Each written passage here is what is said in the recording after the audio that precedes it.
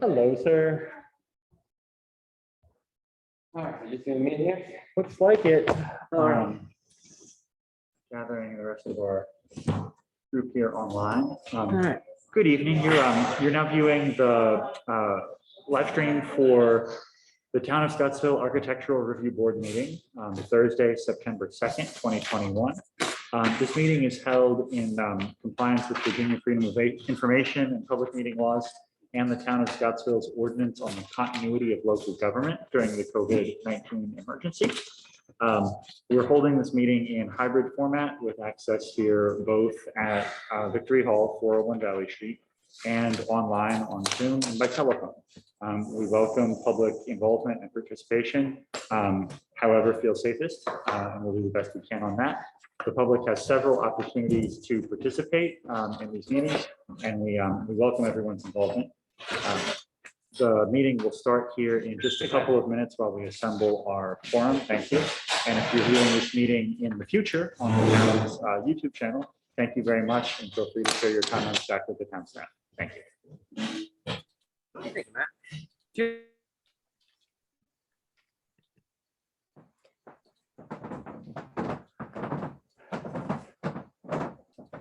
There's Matt. Hey, Matt.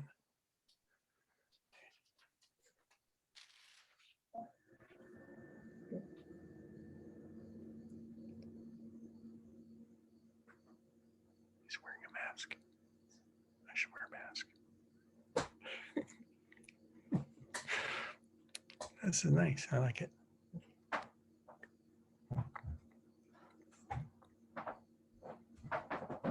Says it's recording now, so I guess I'm on board.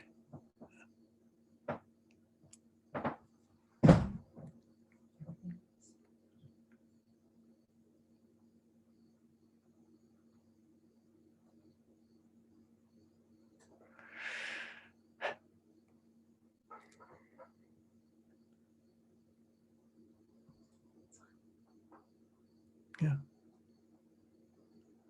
You should get over here, maybe. Over on the corner where you can see what's going on here. In case I get in trouble with this meeting on computer. I'm not computer savvy. Is it good? Yeah, okay. There wasn't much of me in that when I was right over your shoulder. So if you do need me, I can get right there.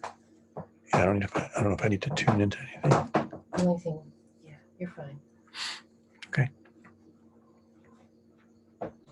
Nothing's happening. Yeah, Yeah, is there a reason for that? they're not ready yet. Oh, okay.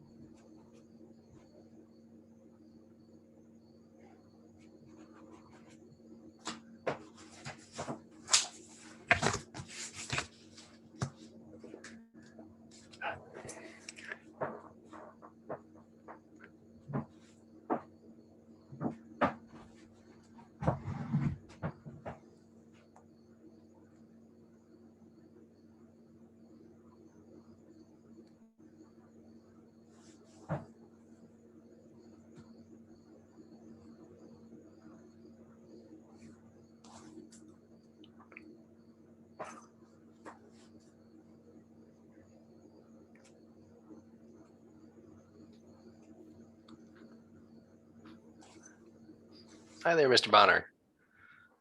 Good afternoon. How are you? I'm sorry for the delay here. I'm sure they'll get started shortly. I'm not down in the building taking this one from home myself, but they're probably just waiting for the quorum to gather. Good show. I'm a little rusty on this stuff myself. Oh, sure. Can I help you out at Technical all? communication. Well, no, if it's working, I'm I good can with that. see and hear you just fine. Perfect. If you need to put yourself on mute at all, Alt-A is your keyboard shortcut to Ah, flip yourself onto mute. thank you. Sure, but they usually try to get to applicants up front at the top of the meeting, so I don't think you'll have to sit through too much before they, yeah. Perfect. Thanks so much. Sure, no problem.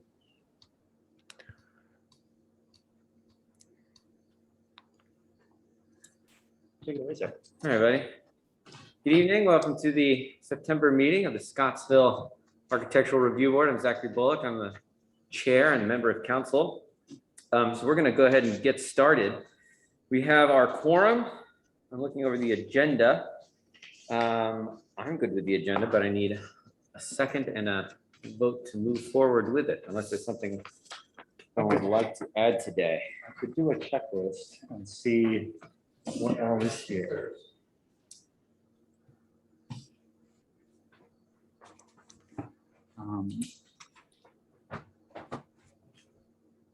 Yeah, we can get some more detail on Let's put them Maintenance old business enforcement. C. okay. On 6.9. Can I have that as 6B, repair and maintenance enforcement? Okay. Mhm. Same with the. Is that the fire with the fence? Yep. Yeah, that's the number on it. Yep. Yeah, they have the roof before us, and Mr. Kale will be here for that. But yeah, we'll want to look at that paint Okay. as well. General 300 is baked on the James. 527 just came in, and yeah, that's yes. 655, is that right, sir? Yes, and I got his paperwork in the mail just today. But that was that's expected. Harrison. That's a roof. Okay. But that, should we put that under new business? Yes. Okay, Mr. Bonner. We're putting you. Okay. All right.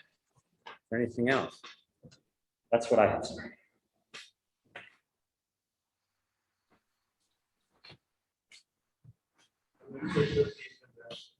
Second that. All in favor? Aye. Thank you. All right, minutes from past meetings. Thursday, August 5th. Are we caught up prior to that, Thomas? I'm sorry, I have to check. I think actually maybe our July minutes are missing on this. Okay. But I will audit that and see what I find. Matt, can you check the microphone there? I'm having a little bit of a hard time picking up Tyler at the other end of the table. How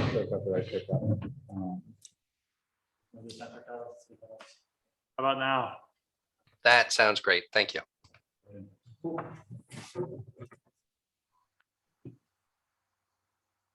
we'll look for the July minutes.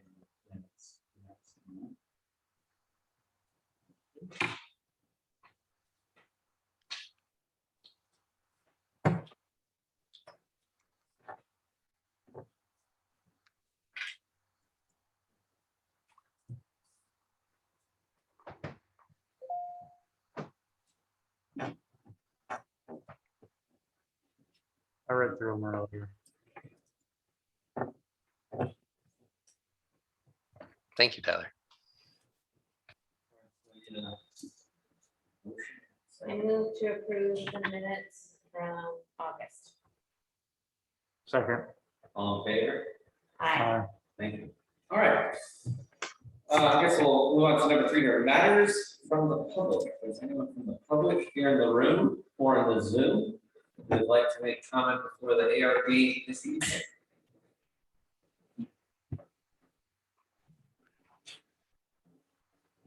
The graduate student who was interested in historic preservation has class right now, Hillary Willa.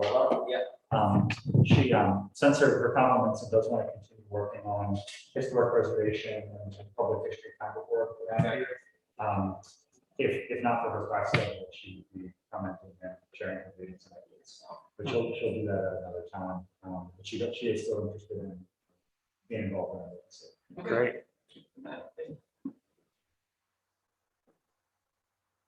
All right, well, with that, we'll close matters from the public and move on to our applicants. It's the tradition of the ARB to take the applicants who are here in the order that they arrive. I know Mr. Bonner is here. Can you hear me okay out there? I can. Okay, good, thank you. Are there any applicants in the room? Yes, okay, Ready? Okay, first someone. yeah, let's take the sign. Let's do that first. Okay. And then we'll get. Is that under new business? It is 5 feet. 5D. The restaurant retail center, Valley Street, you can come up to the table if you like. Yeah, so just pull up another chair.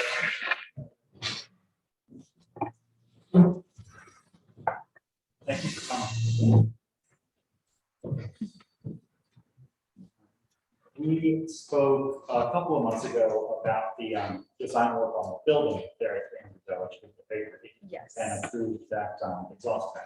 yes.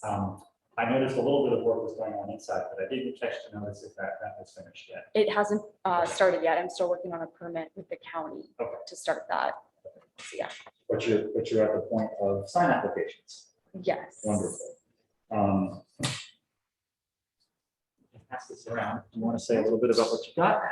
Thank you. Mostly Jenny's been working on this for us, so So we've contacted a company they're out of Harrisonburg. Harrisonburg.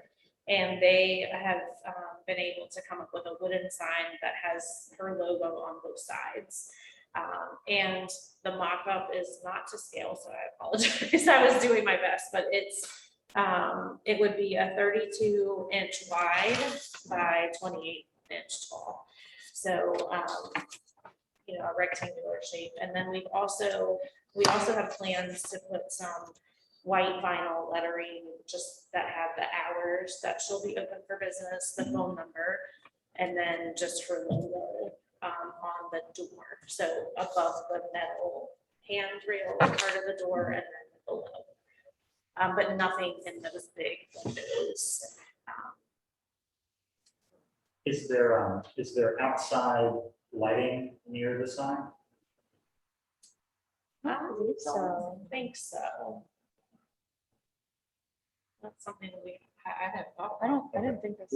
We're careful about the fire hazard that comes from a Right. spotlight being close to a wooden sign. Right, There's ways to do it, but it's got to be done carefully Right. so that the heat of the lights isn't.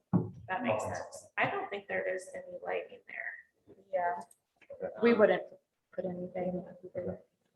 And I'm sorry, there's an existing bracket, which we were gonna use if that's okay with you guys, so we assumed that it was approved at some point, so we were just gonna use it. That's fine. The size of sign that you have there is fine. But when you install that, you need to check that it's clear enough from the street. For that, height.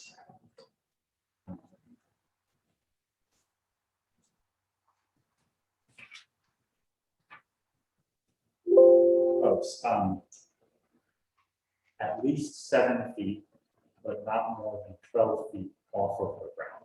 I shouldn't be able to touch it when I'm just walking by and doing this. And not more than 12 feet out. So Matt, wood is okay as long as there's no potential issues with sparks around? Okay. We've done like these protectors before. It's not a little issue, but building code. Right.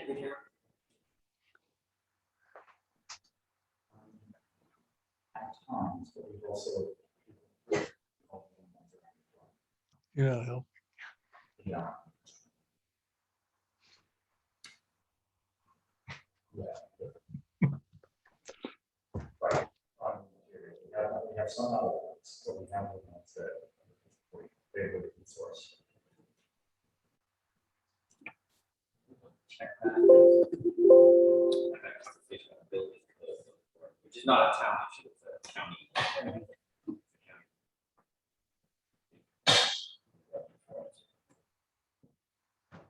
think as far as the scale is concerned. Yeah, looks great. Okay. Design scale, height, and all I that. think the only question I would have would be, do we care? Do we have anything on the font of the letters or anything like that? No? Okay. Generally, no, I mean, we don't get into like the design specifics of the signs. We're really mostly concerned about size, location. Would you, I don't know if this is helpful, but it says marine grade outdoor durable plywood. And it is sealed with white latex paint. I don't know if that's helpful. It must be a little bit, so it doesn't, it's not in our ordinance, but you're right, we've talked about it before. That must be weird. We might be approving something that then gets things on building code. Yeah. So, I know we've always talked about flammability. right. You've got building permit work going on inside. We are working on that now. I've met with the county inspector who will be inspecting it, but I'm just waiting on all the stuff to be up on their end to come through. I'm afraid it's been a while since I've done that, but it doesn't appear on our ordinance, but I know we talked about it before. So it's worth another call Okay, back to building inspections to refresh it. Yes, I think so, yeah. I think so. So that we don't include something. yeah, That then just gets in trouble with the county code. yeah, I can reach out to the inspector because I already know who is inspecting it, so I can just verify that with him. Okay, and I'll be happy to do the same, so I can. Give the evidence. Is there a way for us to approve this? Under Just condition. pending the materials? You left needlessly, it's just a matter of. I think it needs to be on our code. Okay. It would just be that question of making sure that Following. we're not creating. a problem. Okay, Well, then I move to approve the sign permit at 300 Valley Street pending the resolution with the county from a permitting standpoint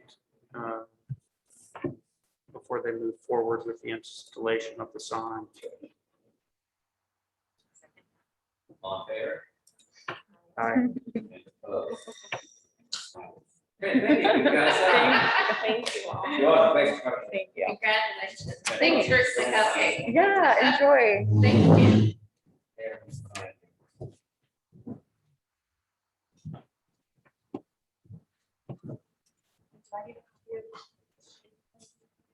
Or you'll email that to me like you did last Yes, time? I'll send- Okay, I'll send- perfect. I'll send- Thank you all. Thank you so much. Thanks. Oh, just as a point of order, or not order, just future reference. Copy us on what we find out about the building.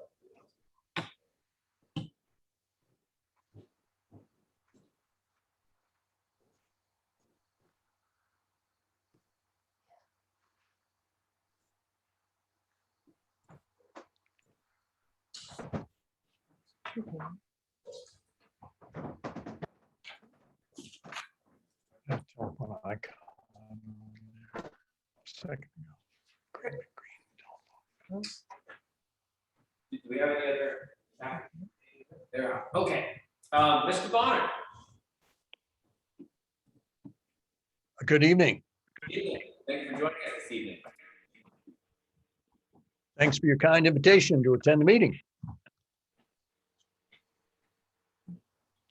All right, so we're talking about 655 Harrison. This is the roof. Yeah. Okay. I trust you have received my application with the fee. And as you know, we had a bit of a tornado that caused a bit of a ruckus there around town.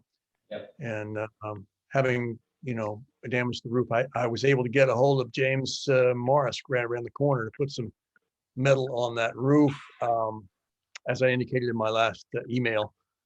And didn't realize I needed to have that requirement, the certificate of appropriateness, but I trust it'll all be in favor. It's all standing seam metal, top quality stuff. And I didn't change any roof lines, but I just did need to replace those shingles that were in question. Yeah, so I think it's just important to know that if it's a replacement going back in the same material and color, there is no COA required. However, if you are changing material or color, there is a COA process that is required. So that's what we were concerned about, is just transitioning from existing shingle to new metal. Sure. Yep. Okay, well, Is there any other work going on at the property? Replaced both of those roofs, the one on the garage as well with that standing seam metal. I was gonna try to get the roof line changed on that originally a year ago. But since it was leaking and I had this opportunity to put the standing seam on there, I just went ahead with that, but that's about it. I have a couple of pictures that I can put up. You're familiar with this. It had, it had a shingle roof on it before. This is the work that was underway the other day with the new standing seam going on. It is, Can you share screen there, Matt? sure.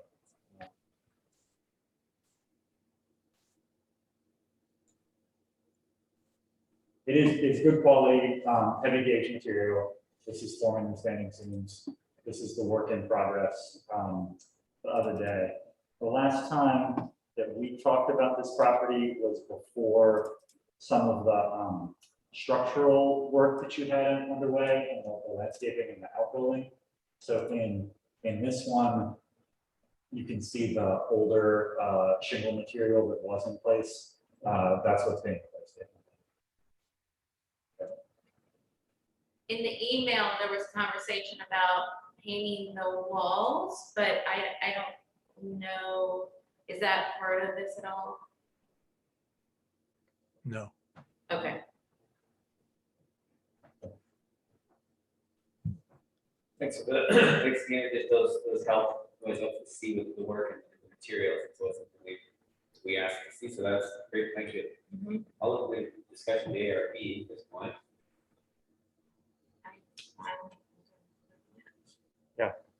I'm sorry, that froze up. Yeah, I move to approve the roof at 655 Harrison Street, under the new certificate of appropriateness. I second that. All in favor? Aye. Aye. Thank you. Thank you, Mr. Bonner. Yeah, and I think it's just important to remember, if things are changing at the property, please reach out. However, if it's a repair going back to existing, don't reach out. But if it's a change of color or anything of that nature, material, please contact us. Oh, there it is. The internet looks like it's glitchy. Did you hear that? I didn't, not sure I got all of that. Just check in if I changed something. Yeah, you went out there again. Yeah, just check in if you're changing materials or roof lines, but otherwise, Or colors. or colors. But I appreciate you were attentive to the roof and looking at the properties around the standing seam and getting a quality material in there. So thank you. Oh, yes, indeed. I wanted to make it right. And of course, the storm really caused the trouble and it was kind of an emergency at the time too. So I had to kind of act, right away. So, but thank you all for your consideration. Thank you, and thank you for zooming in this evening. Yeah, thank you.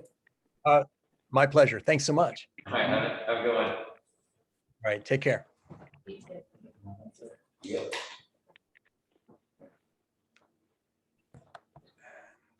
Does that end it?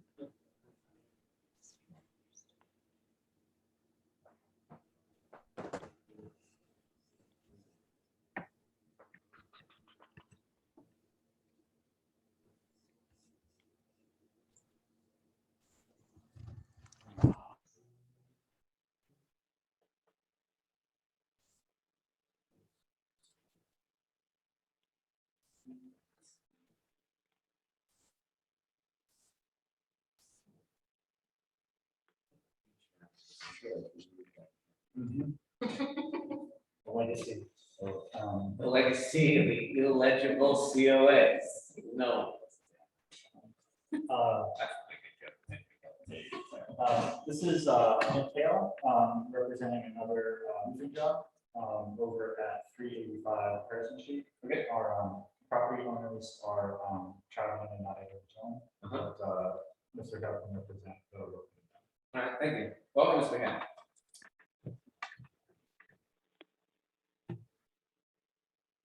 Can, Can you hear us? Check that mute setting, sir. Maybe chat tone.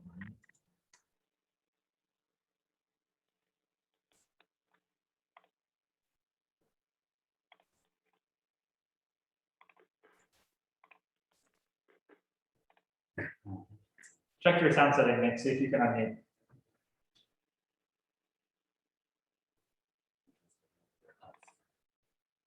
there you go. Sound check? Can you hear us? Hey, this is Brian at American Made Signs. Oh, okay. Oh, we're on the wrong person. Brian, good to talk with you. Okay. But we have Mr. Hill, the roofer, maybe working on some tech problems. Can you see and hear us, Nick? Yeah, I can hear you. Can you hear me? Wonderful. Okay, are we on the right person? Mr. Hale is. Oh, no, he just muted himself. You can. There you How about now? Hey, Nick Hale, Melvin C. Morgan Roofing, Great. Butler project there. Yeah, so definitely gonna switch shingles into a metal roof, standing seam metal roof, 20 inches from seam to seam, 1.5-inch seam. It's onyx black. It's gonna match the porches that they have down yonder, similar to some other profiles that we've put in the community there. I think it'll match quite nicely. So they're proposing to also update the primary roof of the structure. Yeah. The top elevation, yes, sir. Did you do the first bit of work there on the porches? We did, yes. Yeah, we did. We did the front porch, and then there is a side porch there to the right facing the house. Also standing seam metal roof, everything custom. We've got an 18,000 square foot facility down in Lynchburg. We make a lot of our drip edge, our rake metal, our hip metal, and then we bring it up in 10-foot sections. But everything else is custom. It's all done on site. So we bring one of our A1000 sheens out there, and then they pump out the metal. The metal is a metal sails. It's an onyx black. It's got a little shine to it. But the nice thing about that is we can make sure that every panel is symmetrical and perfectly placed. And it has no exposed fasteners. That's the biggest thing. Because when you're shopping for metal roofs, you never want those grommets or that rubber head washer that could go bad on you in 5, 6, 7 years. You want something that's going to be hidden underneath the panel. It's going to be protected and really give you that 120 mile per hour wind resistance, as well as no opportunities for water to possibly get into a penetration. How common is it to do a job in phases like that? I'm sorry, I didn't understand your question. That it looks like this work is being done in the 2 phases. Why is that? Price. Mr. Butler, he's on vacation right now, so he asked me to step in on this. He was thinking he was probably going to push this thing down 2-3 years, and due to the storm here in the last week or two, it's really moved this up to the front of the line for him. He's had a little bit of a leak in the chimney, I believe, and we had a price out to him a couple years ago just to do the whole thing all at once, but due to the storm, it's increased his want and drive to go ahead and get this thing done now. Thank you. Yep. I'll open the ARB for Discussion. So does this COA, it says fence and roof. I'm not comfortable moving forward without the other work that's going on at the property in terms of painting, as well as the fence, which we've never conversed about. I appreciate I'm covered on the roof. That's fine with me, but I'm just not comfortable with continuing to, or I'm not comfortable approving a COA without conversation around the other matters on the property. I would assume there need to be separate COAs for each. Are there? Yes, project, yeah, right? they filled out too. Okay, And so, well, there should be 3. I have, Well, they replaced the paint colors on the porch that are different. so they did this one on. Oh, okay, so portion of roof and remainder of the roof.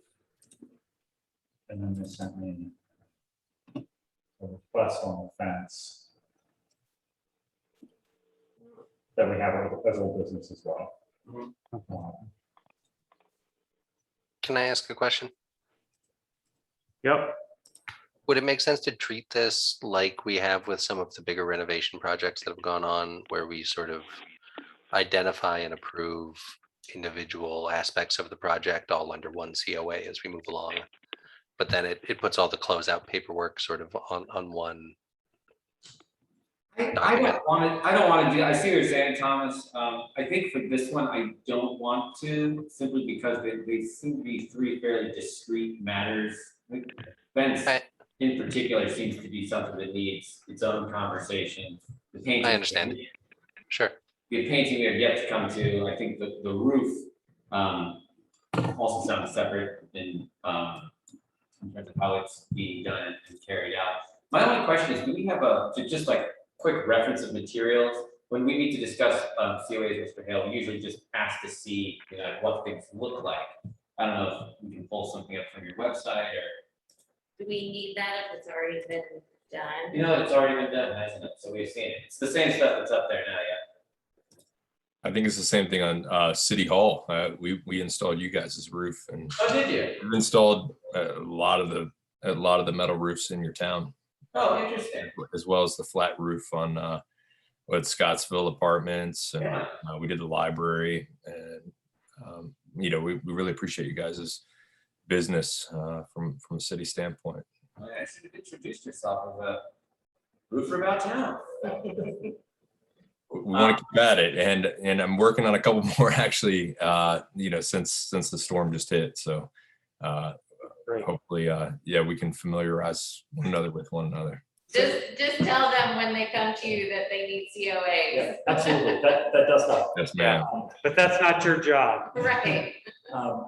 I am curious about the history of this product, since you have some expertise on it.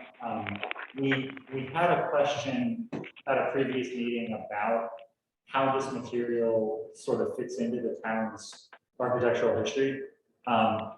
Can you briefly tell me about this stuff, and when you describe it as a historical material, like when did people start putting on roofs that look like this on their houses? I'm not a historian, so I don't know. So it's a standing seam metal roof, but it's all snap locked. So we've kind of gone away from industry from just going ahead and hand crimping everything, double locking seams and all that, because what happens is that ends up creating rust, and rust is an organism. And as that organism grows, it will continue to grow little pinholes into the material. I mean, the old tin of the late 1800s into 1900s, it lasted a long time. You know, it lasted, you know, a good 80 to 100 years. But this material itself has not really tested the sands of time. And everybody that I've talked to from a material standpoint is going to last 200, 250 years, even though it only has a 35-year paint finish warranty. I mean, come 36th year, or maybe even, you know, 46th year, you're gonna have to start to prime it, paint it, put another coat of paint on there, just protect the metal so it doesn't rust out, because that rust is an organism. So I feel like, the town of Scottsville is going to be, in very good hands generationally moving forward. So you're saying by Victorian period, the late 1800s, they started to manufacture these crimped tin roofs that we see, but much before that, your early 1800s buildings would have had the slate or wood shingles. They didn't, like they weren't making giant sheets of metal so cheaply that they could put them on roofs in 1840. Is that accurate? Every material comes with a different time line for sure. We've kind of seen it, and the old tin definitely made it a while. But the Galvalume, which is a baked on color in a variety of colors, will not only is baked on at the manufacturer plant, but it also is a Galvalume. So it basically heals itself, which is like the most insane thing. So you don't have to worry about like rust from the tin of old, of that turn of century, rusting out, in which you have all kinds of little pinholes with waters getting in there. And it's 24 gauge. So the old tin was thinner, and the higher the number, the thicker the metal is. I'm sorry, the lower the number, the thicker the metal is. And so it's going to last longer. It also looks a little bit more sharp, has less oil canning, and gives you a really nice clean profile. Thank you. Well, any other discussion from the ARB on, so are we comfortable moving forward with a standalone COA for the roof? For you. I move to approve the standing seam or the COA for, is it 527? No, sorry. 385 Harrison Street. To replace the roof on the primary structure. Second. All in favor? Aye. Thank you. You're welcome. Yeah, thank you very much for being here. It's nice to meet someone who's doing other work in town too, so. Anytime you guys need a free estimate, give me a shout. I appreciate it. Thank you, guys. Good pitch. Yeah, see you all later. Take care.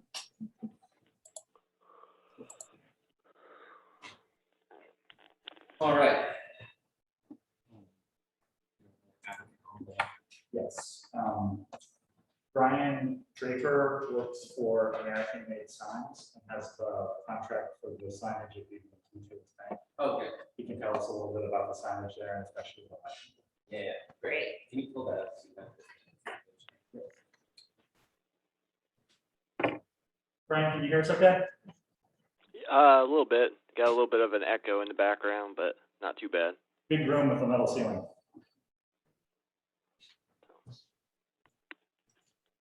Mr. Draper? Yes. Hi, I'm Zach Bullock, Chair of the ARB, member of Town Council. Welcome. Thank you for joining us this evening. Yeah, you're welcome. I'm gonna put your sign plan up on the screen for us to see. Are you on the phone? Can you not see the meeting here? I'm on the phone, but I also got Zoom. I don't have a webcam or mic, Okay. but I'm able to see your screen. Okay. Yeah, so we've received the COA. Appreciate all the drawings here, or pictures rather, so to give us a sense of sort of scale and what's being changed from the building. The way we'll do this, if you can just sort of talk us through the highlights here, and then I'll open it up to the ARB for discussion. I know one point that we're particularly interested in is the lighting on the sign that's going to be facing Valley Street in terms of brightness. And I'm not a lighting expert, but particularly the lumens, I guess, sort of the brightness of that light. Okay. So tell us about the job. So the project's going to consist of one pylon sign and one non-illuminated wall sign, couple of non-illuminated directional signs. The drive-through is going to be getting, a digital ATM sign on it, a clearance sign, just basic bank signage. And BB&T and SunTrust both got bought out by Truist, so essentially it's the same company under a new name, and they're just switching out the current signage with the new logo, the new name. The pylon sign, the purple background to it will be opaque and non-illuminated, so only the logo itself will illuminate. And the reason for choosing the Kelvin color, which I think was 6,500 Kelvin, is it's a pure white light, and on the color temperature scale, like a 1,000 Kelvin is orange, and a 9 or a 10,000 Kelvin is blue. And so it goes from orange to blue, and that's not the brightness level, that's the color temperature. And so what it is their logo is white on a purple background or dark blue or whatever that is. And so if you put in like a 3,000 Kelvin light, that's going to glow like an orange color, and if you put in 10,000 Kelvin color, it's going to be blue. So it needs to be around that 6,000 to 7,000 Kelvin color to get the true white. The LED modules that are going in it, they're small LED modules that are on sticks. They're kind of like a fluorescent, but they're instead of a bulb, it's just an aluminum stick that goes in there, and these are little wired modules that are usually double-sided tape or siliconed to the stick. And so that's what the Kelvin. So it's essentially the exact same color as a cool white fluorescent light bulb. And the intensities of them are usually about 0.7 watts per module. And it's about the same brightness as a fluorescent bulb. And I believe the BB&T has fluorescent bulbs in it, if I'm not mistaken. So essentially it would be a little bit cleaner of a light, but it wouldn't be a higher intensity. So it's not something that's going to be distracting or blinding by the drivers. Okay. And the casing of the cabinet is solid, so am I looking through like a white panel and not directly at the light bulb? What's the panel? So the panel is it's going to be a polycarbonate, and it's a white polycarbonate, so it illuminates that panel. The lights are inside shining out, but there's no clear painted. It's a solid white polycarbonate material, which is an illuminated material. So if you look at like a box cabinet on a wall of a business, you'll see like the graphic illuminates, but you don't actually see a light bulb or anything like that. That's because it's just making the material glow.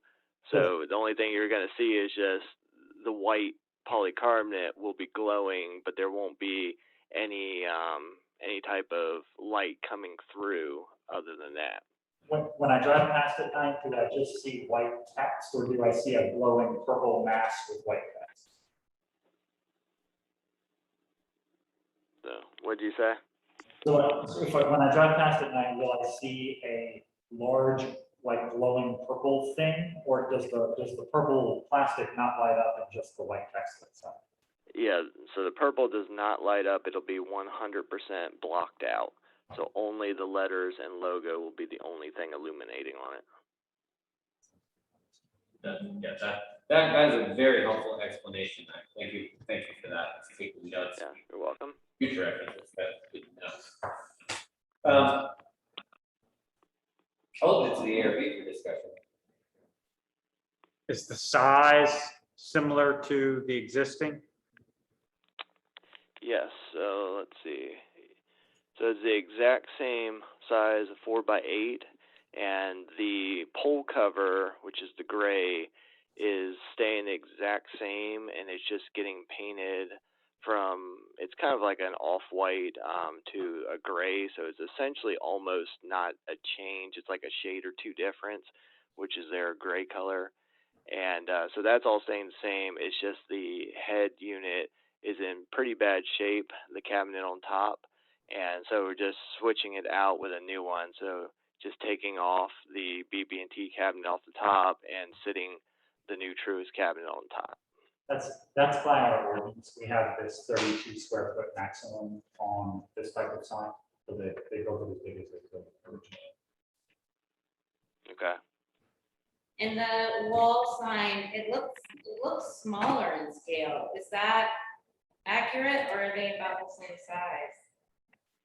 Yeah, all the Truist signs for the BB&Ts are a little bit smaller than the current signs, and that's just the way that their logo is. So they'll actually be a slight decrease in size.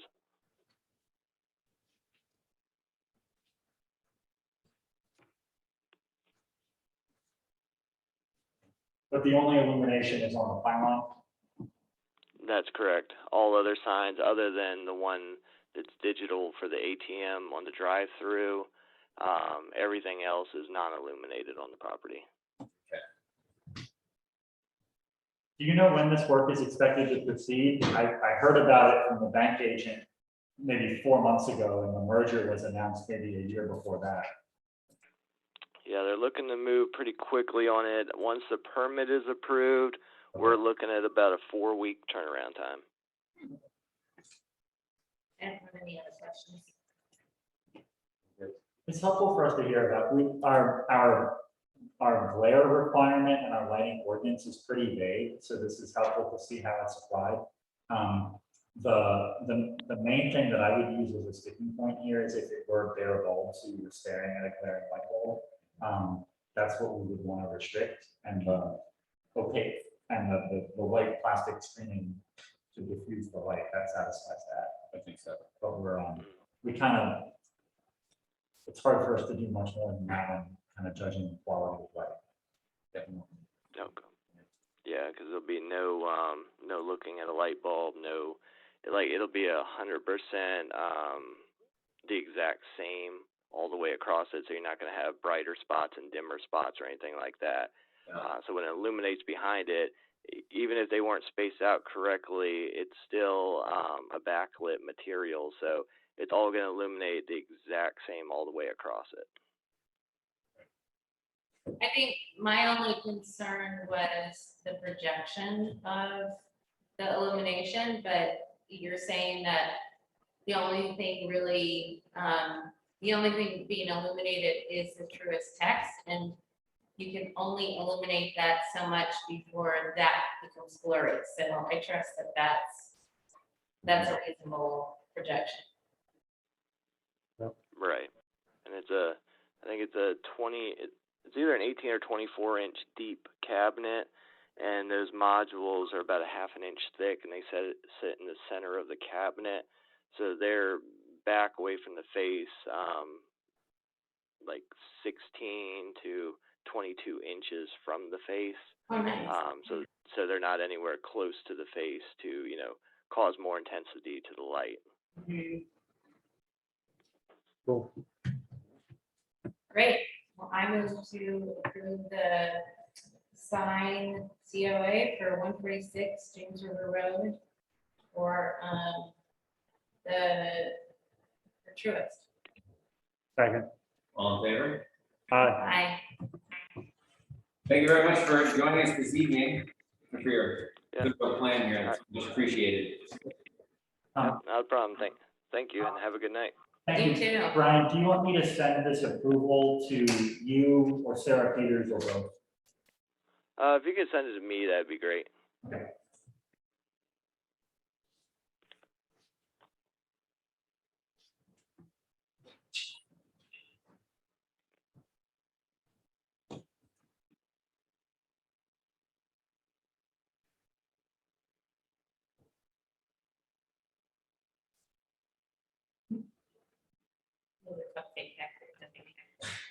Keeps munching on.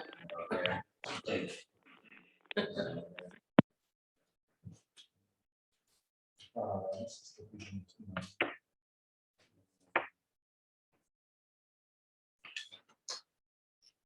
is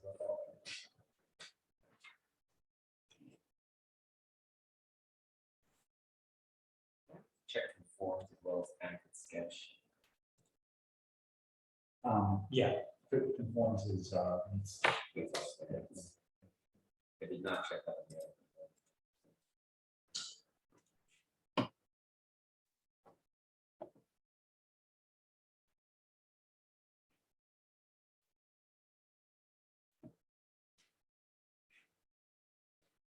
Hi, Thomas. Oh, sorry, I'm muted. Hi, guys. it'll last all online. Y'all are making great time through the agenda tonight.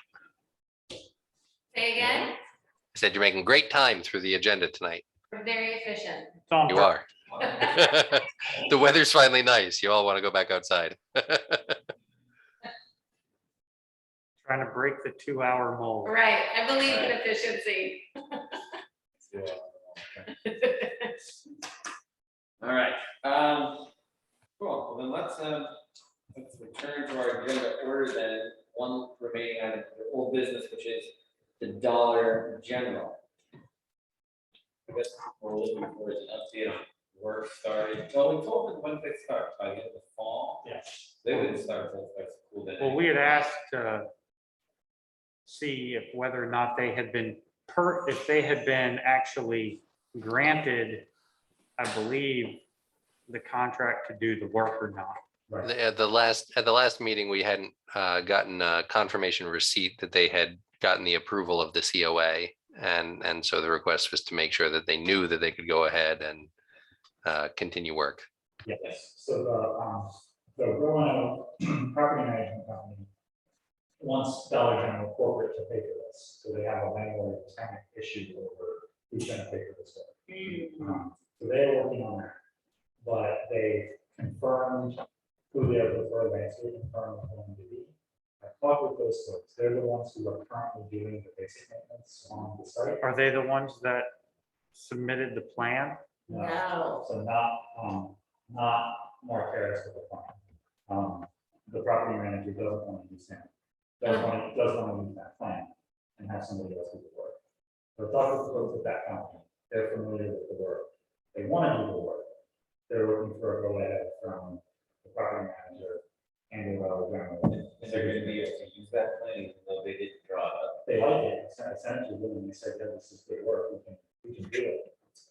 Ain't that the way of doing something? Wow. Huh. So they got this detailed plan sheet from some of the other. I mean, Wow.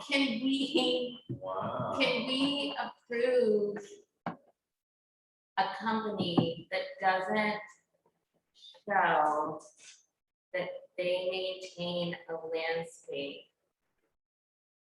They have not maintained a landscape well store.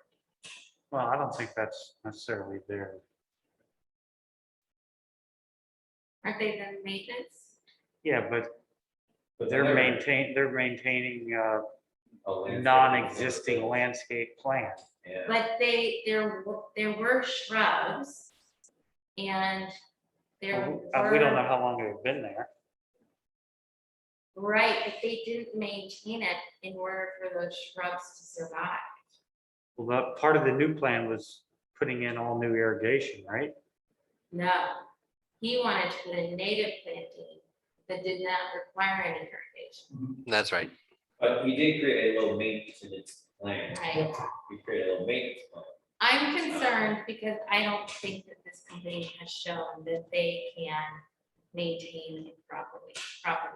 I don't think that's our problem. Yeah, I I think- think the install, get paid for it, and have it die.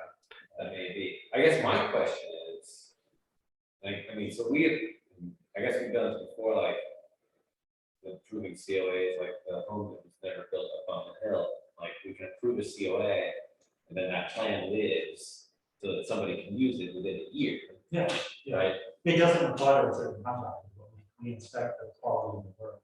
Right, you have to follow this plan. Yeah, It's so just, you know, I might check in December and discover trees that are planted so badly that even I don't know. yeah, so at this point, it's done, like, we approved the plan, Mhm. they just decided. Got to do it themselves. Okay, My concern is just the Curious. yeah, neglect of the entrance corridor and the original plan. Like, it's almost a how we would potentially treat a poor condition property. And that there's just been neglect when it's a prominent piece of real estate in the entrance corridor that hasn't followed through on a COA. What do we do there? Similar enforcement procedure to the poor condition, right? So you've got an ongoing zoning violation. It had to be built to these specs and maintained that way, and then they didn't. Yeah. So at what point do we want to trigger our enforcement action? Well, with respect to the process, I think we just approved that COA, and the COA gives them 12 months to enforce it. So despite the fact that this has been an ongoing problem for a matter of time already, we reset that clock, I believe, when we approved that COA. That's right. And decided that the new plan for native species was actually better than the original. Right. So is there anything we can do in terms of like saying, okay, well, planting season should occur between? You did. I think I have to check my minutes, but I think that you 'Cause there's did no- put a condition on that approval that it was a temporary approval with the understanding that the planting needed to begin, in that dormant season. I think it was a January timeline or something like that you put on it, but I'll go back and check the minutes and send you an email. It definitely is. We want it done this fall. This fall. Yeah. Yeah, I think it was a January timeline. I remember that conversation with the fellow who was here where you said sort of what's the absolute latest that this would be able to be installed by. And he said we'd want to get it in by the fall, but down here you can plant pretty late into the winter. Okay. Well, my concern is that this may be my last meeting and it continues to fail to show up on the agenda. And I just want it to not fall off Remember. the agenda Okay. because it's part of the entrance corridor. It's a main I thoroughfare. appreciate that, Tyler. Yeah, we can stay on that as staff. I think that's a good precedent to set. And you're right, they're a very visible spot. I mean, as the fellow who brought the plan to us pointed out, they're right at that junction where 6 comes down and you stare into their trash pile every time you come down Irish Road there. It's worth the effort to stay on. Okay. We're all in the middle of business until it's done. As opposed to say the historic district violations, of which it is not as of yet. Thank you.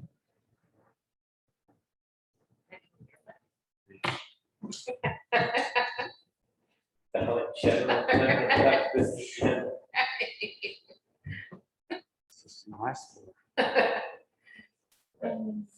All right, new business. We've got 527 Valley sign permit. That's the space that the Ben Barbecue is moving out of. There's a new restaurant going in there. Luana Hicks is the proprietress, and the name of the restaurant is Rudy Bell. And she has some entrance sign stuff for the business. I was hoping she would be here. I don't think it's opening in the next 30 days. It's so not. If you want to let this go by until next month. Well, I mean, with the sign permits, also we're just looking at height, size, material.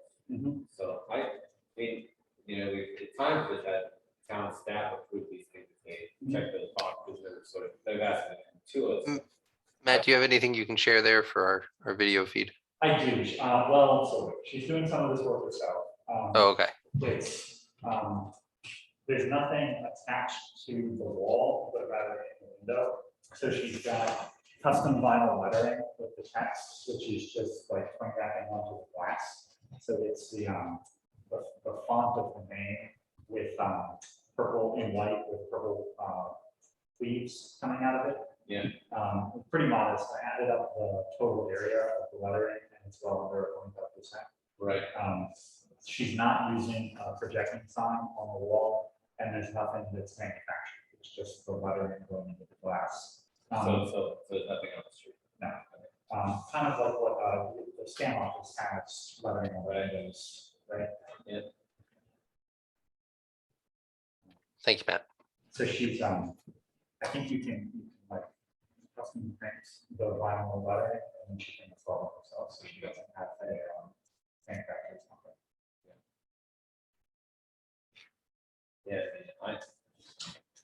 Yeah, I know she's doing it herself.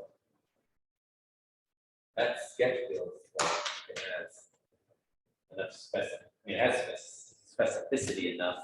I don't know what else you would want, except, She can bring a letter and show it to you bring a letter and show it to us, but I think we've got commitment on materials. That feels, I feel comfortable with that. Yeah, I mean, we don't have an opinion about colors for signs. So I don't know why you need to see that. I think as long as it follows the requirements, Yeah, you can sign off on it once. Well, maybe you can sign off on it tonight. and you may want, So she needs to be here, right? Are we requiring that for sign? Well, for signs, they follow the requirements, they don't need to. Is that right? signs are pretty boilerplate. I think that's the sign a little different. I feel really valuable much. Right. I think we've got the materials, we've got the specs. That feels good to me. She does mention here that she wants to paint the front door plum. Oh, okay, good catch. So you may want to draw up a separate COA and have her submit a color sample. That would be cool. Especially since Rob is, she's got. And I'm talking about that, there might be some other framework for detail. But I put down separate thing.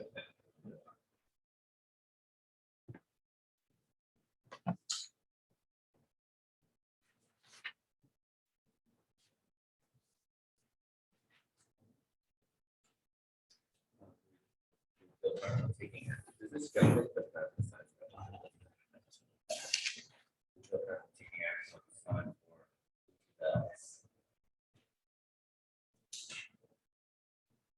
I moved to approve the sign for Lee Bells at, what's the address for that? 527 Valley Street.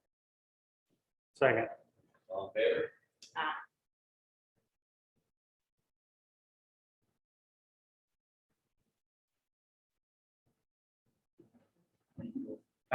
Sorry, Thank you. sleep at the wheel. Well, I'll say. All right, sign permit, man, moving the signs tonight. Florist at 155 West Main Street. We have a COA. That's not clear enough condition to submit. I've seen a couple of different things on it. There's a sign currently. Yeah, those are, we describe those as like temporary mop-ups of what they're gonna be. Okay. They're like, and painted metal and a piece of wood that you put on the deck. Yeah. So there will be manufactured signs. Okay. For the purpose of opening the store, put the temporary ones up and open the store. Okay. Just trying to get together the materials designs and product application. That's been pretty scattered Which out. florist is this? The tiny building. Flowers on the Run in Kathy Marr's old grooming shop. Thing. The business is slower getting started and has interior work too. So it's not up and running now. And I don't have even this level of detail. So Okay. I'm not. That makes sense. We want to see where we'll move on. But I would also make sure we get clarification on building for the materials. There's also that building took a little bit of storm damage and we've had some conversation with the building owner. They had a similar row of tiles along the top, it's a straight block facade with kind of terracotta or asbestos, almost like a Spanish tile that kind of caps the top roof line. As you walk out tonight, if it's still light enough and you look up at Victory Hall, you'll see the same kind of thing over the top of it. The old ABC building has it on Valley Street. It's a kind of common thing around here. And they had a number of those tiles get pulled off by that storm at the end of July that came through. So we talked to the owner about, if you can find replacements for those, replace as is fine. The last time we talked to the tenant, he said they were maybe having some trouble, but would keep working on it. So we might see them back with a replace as different COA if they can't find anything.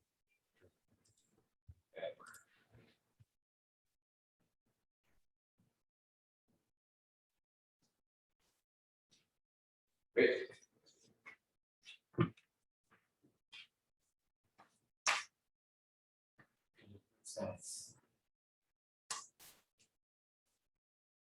So there were two, Mr. Bonner was one email inquiry that you made. And there was another piece of work going on that you. Yes, in the port condition.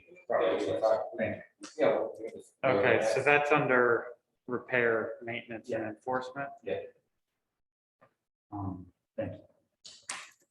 Yeah, so they've done, they had previously emailed a list of things they're gonna start working on related to that house. And they have since moved forward with the site. I'm sorry, what house is this we're talking about? 410. East Main Street. 410 East Main, and we're under 6A now. Yes. What do you mean emailed? Well, this is earlier in the summer. He had contacted Matt with a list of, they were shared this meeting, if I recall. Yeah. Okay. A list of. Probably a meeting I wasn't. It might have been, Okay. but they shared the list of things they're gonna tend to include, things that we had noticed in the port quality survey, and then some other things as well. So what they have been working on now. Was there a COA? No, he sent this and I said, okay, thanks for answering, but you get this under COA. And there were a couple of Thursdays, I think, where his music did. We didn't get a COA over the summer, and then we saw this work being done. And it is very visually different. Yeah. So yeah, we have unpermitted work, which is on one of our properties. Yeah, and I forget the language that you used in the email. I'm slightly concerned with, The email's right there. no, Oh, The more recent one. the more recent one. I'm Oh. concerned with the town taking it upon itself to decide whether or not the work should be of satisfactory nature versus the ARB determining that. So that's my only concern about that, is setting a precedent that the town can make a unilateral decision without any inquiry that I was aware of as a member of the ARB to say, go ahead and continue your work. Yeah. We just need a permit. I don't think that sets the right precedent for what we're trying so hard to establish in this town. So I think that, and that also occurred with Mr. Bonner. While I do agree with the town that that particular work is superior to what the old structure was, I don't like the fact that it's setting a precedent that the town has the authority to approve work without the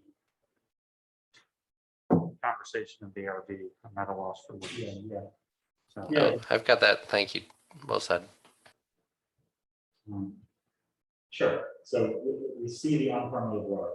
Yep, And we're talking, and the options there are, serve a stop work order yep. or not. Yeah, I mean, it's something for us to deliberate. Yeah. And I understand the impact of it, right? It's almost- a serious thing to do, to stop a contract in some form. Sure. And it's almost one of those things where, because I know we talked about it, Thomas, about the house, the yellow house on Harrison Street that replaced its windows, and they said they were ordering the muttons to put back in the windows, and those have never showed up. Like, it's Well, that one in particular feels like a good opportunity to exercise our closeout procedure, right? Because they did the window replacement, we authorized it, we said, get them onions. They have 12 months in theory to finish that before Matt, as the zoning administrator, needs to make the final check off that, hey, this COA has closed out. And that always kind of feels like, the thing that we really need to make sure to do for all of our records is put a bow on this and see the work finished in the way that the ARB authorized it. So to go to them and say, hey, it's 12 months, like you're going to be in a zoning violation unless you finish the COA appropriately. Get your, last pieces in place, please. Well, I mean, I don't even know if that ever got a COA. Oh, well, that would be a different matter. I don't think it ever got a COA. I don't think it did. So that's another issue. I do think one of the things that we may, or the ARB may look to potentially change is our rigidity around meeting once a month. Like, in order for something to happen at 385, no. Sure, let's just use 385 Harrison Street or Mr. Bonner's property. Like, if there is significant work taking place in this town, I feel like the ARB should be in a position to be called to quorum within 24 hours or 48 hours, where a stop work is issued. Like, you are now in a zoning violation per town, whatever. The ARB can act like, maybe the ARB, like, if email went around, maybe all of us were in town and we could get together that afternoon and just like meet somewhat real time and say, sure, like, show up tomorrow and continue your work, or no, we've got a serious problem here. Right. So I feel like that's a potential solution to being able to solve, like, sending a contractor home for 30 days. And then the ARB is just, has a terrible reputation in town, which we're trying to, balance our reputation as well as, preserving the integrity of the structures that we have here. Right. Well, I think potential issues with waiting 30 days with situations such as these, roof and siding, is the structure itself Right. becomes vulnerable to the elements. And then that is exactly what we don't want, is that the structure, just it's rotting. Yeah, I mean, is there a way for us to approve things over email? Like, if maybe we can't all get together that afternoon, but we could say, hey, within 24 hours, the ARB can get you a response. And like, whoever's noticing it can take pictures, quickly come back to the office, send an email and say, ARB, I need to vote on this by 5 p.m. today or something like that. I don't know. It's just, it would be a change to our current processes, but it would allow us to have more, I guess. Well, we could bring Jim in and have a part of this conversation. I think part of the issue that we're running into with that is, balancing it with the need for transparency, because this board does have influences over property rights, legal property rights. There's a need to meet that threshold of transparency and record management that might curtail some of the ability to be as flexible with that as we want. But I think Jim would probably be as good, counsel as any to help us navigate that. So you're saying that because we hold the meetings once a month, it allows the public to come and it allows the. Well, because you're a chartered committee, there's a requirement that the meetings all be noticed a certain amount ahead of time. So for instance, can we do this within 24 hours? Probably not, because in order to have a public meeting, we need to give it certain notice ahead of time.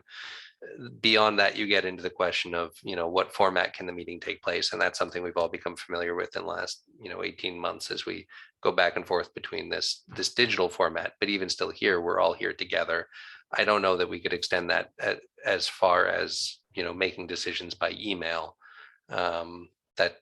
That's very different than having a quorum in the room together.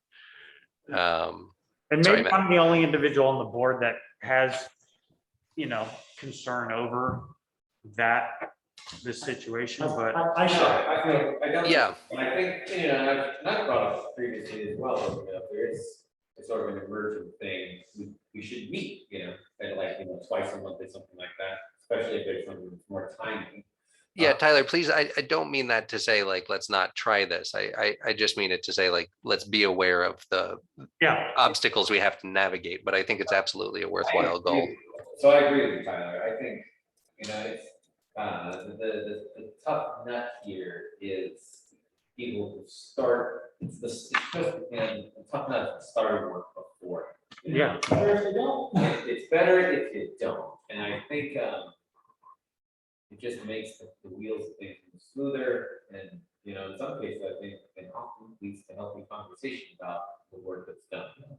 So I don't know, so I'm open to meeting like on short notes. That's good with me. And it's you know? legal. And it's legal and that feels good. I think the trick is, I guess, responding to work that starts beforehand. I guess that's the trick. And both of these cases came from neighbor complaints. I didn't spot them myself. I only knew it because someone told me. Yeah. It's not like the town of Steve, but So that brings up a larger conversation that Matt and I were talking about.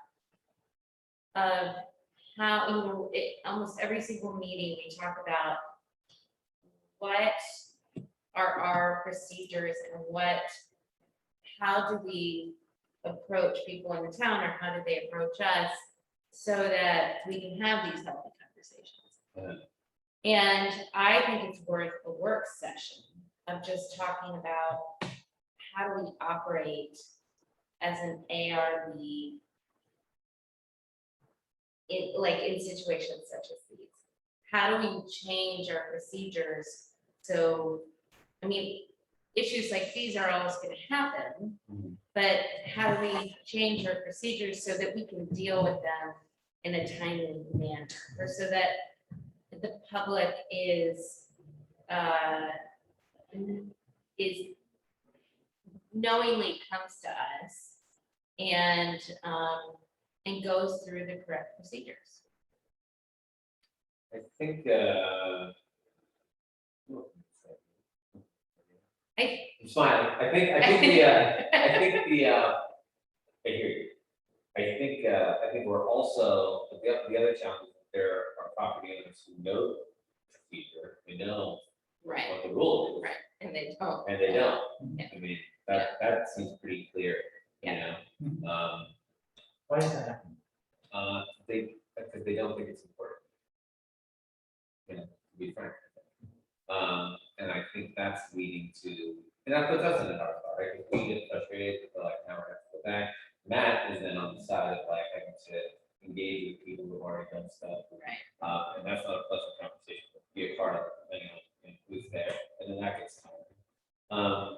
And so that's the rub. That's kind of the rub.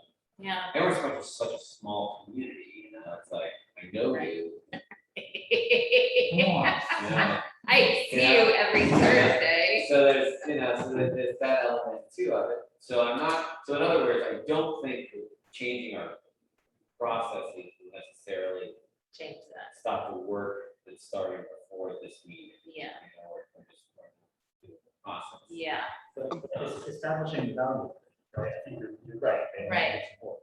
But I do think that at least administratively, we run into the situation frequently where we get an application like the day after the meeting, or, within a week after the meeting, from somebody who's, desperate to do something right away because of a time. So, I do think the broader conversation about like, Zach, your point's well made. The process is what it is, and people who don't want to participate in it probably won't be swayed that much by the flexibility. But I think there are people who want to participate that for whom this is difficult to work around a contractor or an urgent need for repair when you're working on that first of the Thursday every month kind of schedule. And if we can not necessarily change the procedure, but find a way to be flexible around that, it might open it up a little bit more in the way that we've been looking for. And I think I'm comfortable with that, Mr. Bonner, I think it's a good case in point. The storm is also a highly unique situation. Sure. You don't want a roof to be open for a long time. But, if we made Thursday, for example, a standing day, so it's not just like, what are you doing Tuesday, whatever, but not say like Thursday open for ARP business, but I would feel comfortable saying Thursday is the day when we can meet on short notice or outside of our regular meetings. If there is something that needs more timely attention. Right. Maybe it becomes a second Thursday that's sort of blocked off for, a work session if something needs extra discussion, or an emergency sort of review if a COA comes up last minute. But then at least it kind of narrows it down to an optional 2-week kind of time frame rather than automatically a month ahead of time. You like the idea of kind of a standing extra day like that compared to something's happening, 24 hours notice, they already assembled. I feel like if we make it standing, it becomes easy to notice the cancellation rather than noticing a new meeting every time. And it kind of sets a precedent and an understanding that like it's potentially part of the commitment. Maybe it's not the Thursday, because of course that has to be something that works with everybody's schedule as a potentially standing commitment. But I think, and again, I like Aaron's suggestion of having another work session and talking about this when everybody's here. I don't think that it's something that, don't listen to your clerk. You don't need to decide it tonight. But Okay, so I guess, because my point is, I think our process is pretty good. Yeah. Pretty good process. And I think we've actually refined a lot of that in the last like 3 years. I think we've actually got a pretty good process. To Tyler's point about flexibility in nimble meeting, I like the idea of, I just like the idea of standing day. I don't know if that's be Thursday. You don't have to block it off, but that feels like a good day where something is happening. Matt sends an email on Monday or Tuesday saying, hey, I'd like to convene this week, whatever, or I call the meeting, or call the meeting. And we'd like to convene this Thursday to get together to talk about something. That would provide us a little more nimbleness. And I feel comfortable just sort of adding that as part of how we work, part of our work. Yeah, I just want to avoid a situation where the town says one thing and the ARB saying another, and then it's from the property owners doing this. Right. Yeah, because I'm not a historian, and I don't feel like my administrative discretion should go very far. Yeah, nor should you bear shoulder the responsibility of the decision. Yeah. You're doing it in good faith to keep a project going on, but let's just say we all completely disagreed with your judgment. Right. You shouldn't have to bear that responsibility. That's my concern with the process that unfolded this past week or two. Yeah. What would that look like in the moment? So like, okay, this contract is here, as gently as I can. I'm not sure this is right. You should stop. You have to stop. We're gonna continue this meeting as quickly. I don't as know, we do can. you even have the authority to stop the work? Yes, right, yes, I do. Understood. Yeah. yeah, we can get Jeff involved.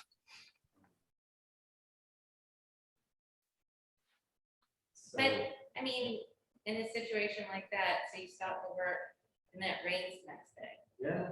Right. Like, And you've got. you've got a Yeah, house now that who's- has half siding. Have you guys driven down Mead anytime in the last couple of years and seen that house that tried to build like a barn roof over a 1-story bungalow? And they got a stop work order from the city, and they just were left with like a partially deconstructed roof on the first floor and a framed out second floor addition that they weren't allowed to touch. Like, not getting a permit and starting work can have some really bad consequences. Yeah, and Right. I bet at that point, if it does rain, it's not the town's fault. They're not liable, no. Not liable, like, and I'm talking about it from this whole siding situation that's going on, like, Yeah. we need to have a real discussion about this, like, he said, she said about what was there, what wasn't there, what's appropriate, what's not appropriate, that needs to occur in a public forum and not contractor to town administrator. And Right. that's where it's like, I really do believe like that just needs to be brought up. So Yeah, that's all I wanted to voice. And I think if you see the work in process that's unpermitted, because some of this work is occurring in process. We see it after, right? But at the same, but I think we could also be on short notice then as well. You know, already done, it doesn't matter if we do it monthly. Correct. But maybe it does, you know, maybe it does, at the time they're like, hey, you know, we did this, and now we have to meet, you know. So, Well, I think it does in the understanding that people have schedules and that contractors have schedules. And they've blocked off a certain amount of time to do the work. And therefore, if we could work with that, then it would be helpful. Either make the work happen differently. Well, and again, just to go back to sort of things I know we've seen administratively in the past, we've had applicants come in, especially as more and more people are doing work through bigger box stores and stuff. You're getting kind of time contingent specials.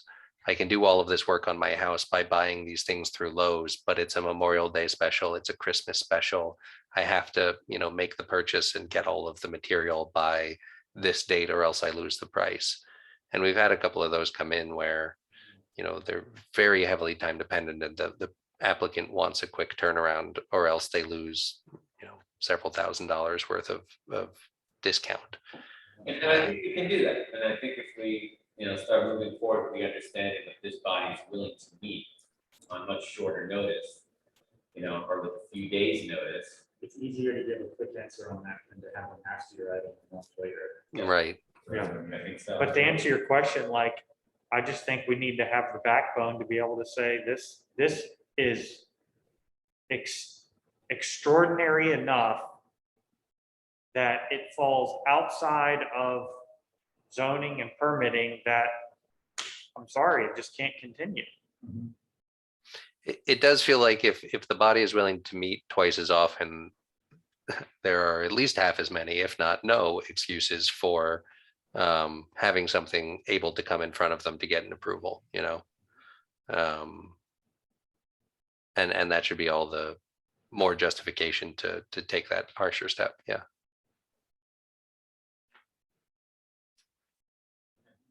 It sounds like we agreed that we're willing to meet more regularly or on shorter notice. Midweek, next week, whatever. Do you Yeah, want to try to do a work session on that? I mean, because we're about to turn over membership on some folks, we don't have some people here already. Aaron suggested a little while back, you know, a work session, maybe that can be topic of discussion there of kind of scheduling and figuring that out, finalizing it. yeah, we can do that. Just a thought. We will be, well, I don't know when we'll be fully reconstituted, but Well, I guess I don't know that we need a specific work session to have a conversation about like having a potential regular meeting. Like, I think that could happen at an ARP meeting. Okay. But I was proposing that there was a work session on sort of our approach to the public and the public's interpretation of us. You're interested in other things besides. Gotcha. Yeah, at the kind of,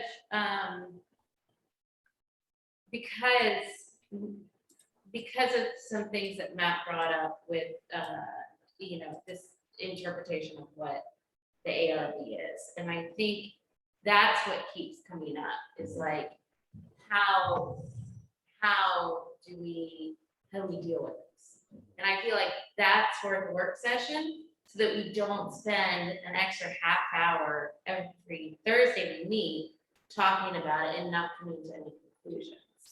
I feel like that is not very efficient. And I think some clear, conversation about it and then some clear ways to move forward would be helpful. But something like this, I feel like we just ask people, are you available, every third Thursday of the month? If we bring it up, cancel it or. I don't think we need a work session for that. And that's easy, it's easy to maintain that workflow. It's either, is this work that can wait until the normal first Thursday meeting? Right? Or are you on some kind of serious deadline, right, that you need the extra, and you would risk a violation, there's damage to the structure. Yeah.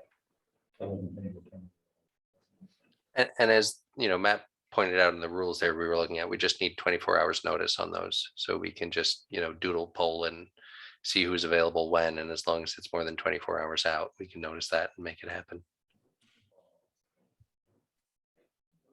I think that flexibility sounds good. To wrap this up though, Aaron, which parts of our process do you think? we'd like to focus on specifically? Well, actually, I don't know if I'm the best person to speak about it because I don't necessarily,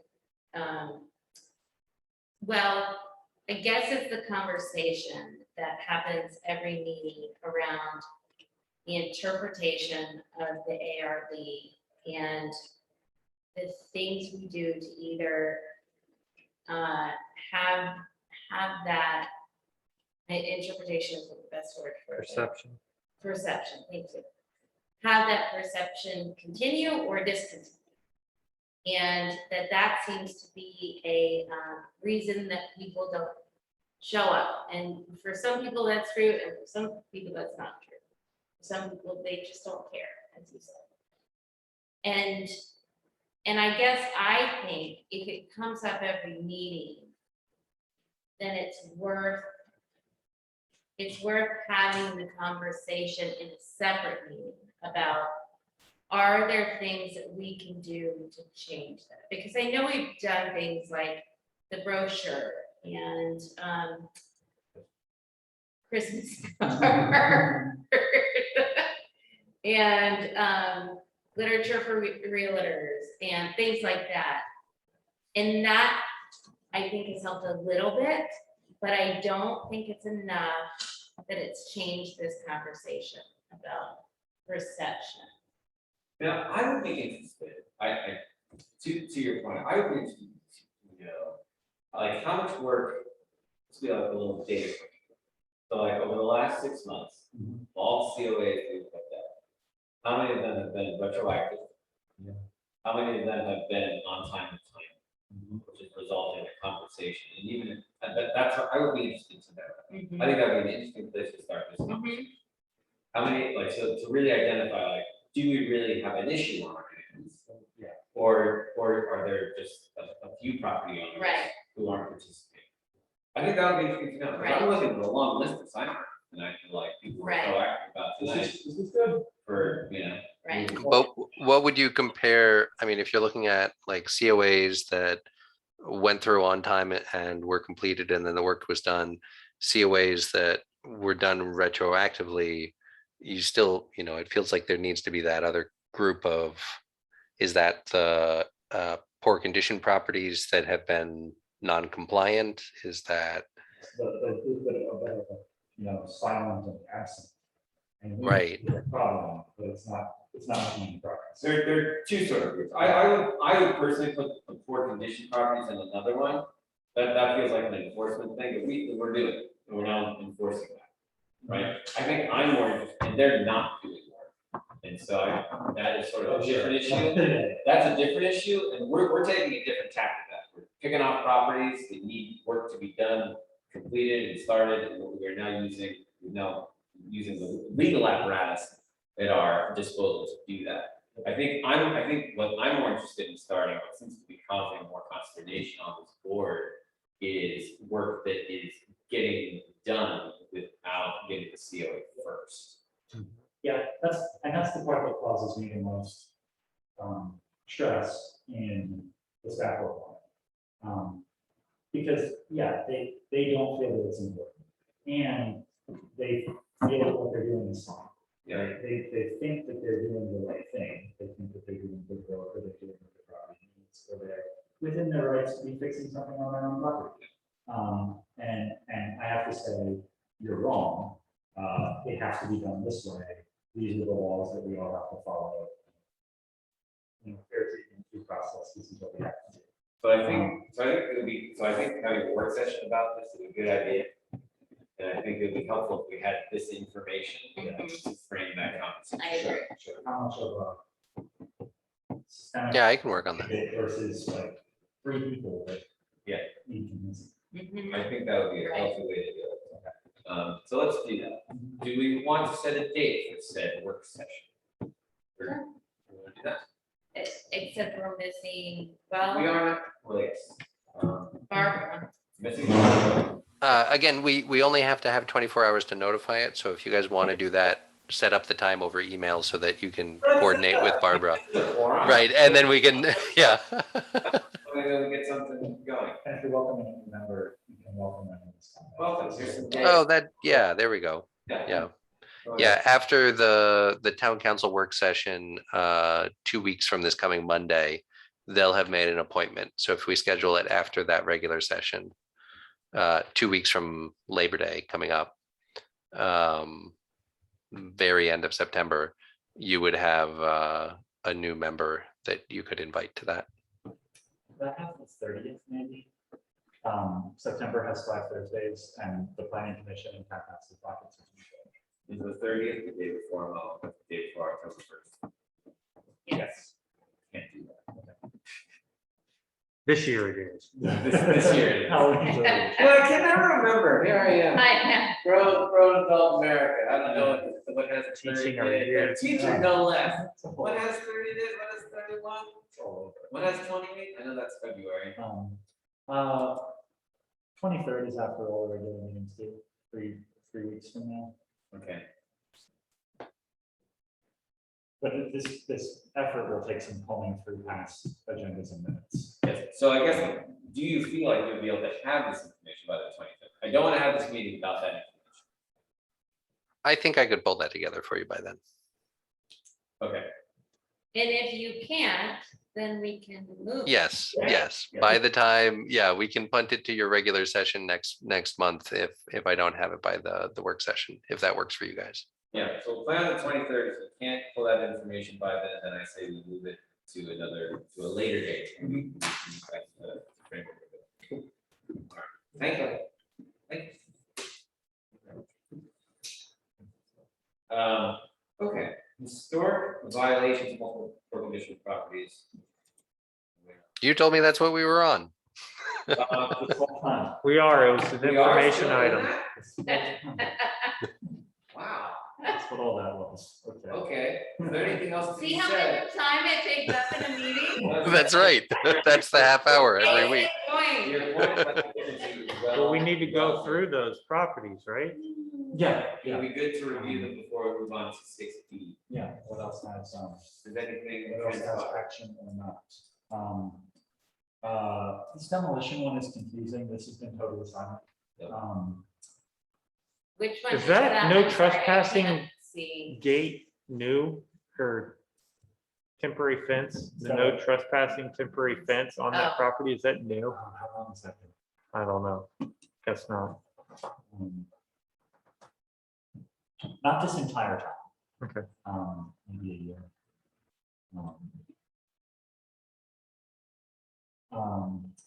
The. Mike, can you screen share if we're looking at something there? Yeah, sorry. Standing, you slouching in the chair. Sorry. It's all right. Don't take it personal. So there are multiple commercial family properties, but we only serve on the one. Yep. That's delivered. Okay. He's in his window of appeal. He has the right to appeal the decision.